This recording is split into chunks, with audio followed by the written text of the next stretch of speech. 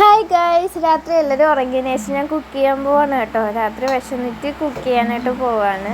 അപ്പോൾ ഒരു മണിയൊക്കെ ആയിട്ടുണ്ടായിരിക്കും കേട്ടോ. അപ്പോൾ നിങ്ങൾ ഈ രാത്രി ഇങ്ങനെ കുക്ക് ചെയ്ത് കഴിക്കാറുണ്ടോ?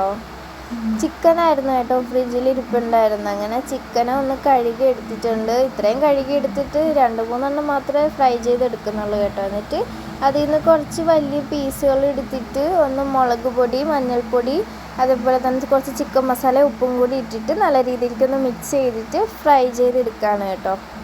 വേറെ വെളുത്തുള്ളി, ഇഞ്ചി അതൊന്നും ഇട്ടിട്ടില്ല കേട്ടോ. പെട്ടെന്നായതുകൊണ്ട് ഇത്ര ഇട്ടിട്ട് തട്ടിക്കൂട്ടായിട്ടൊന്ന് ഉണ്ടാക്കിയെടുത്തതാണ്.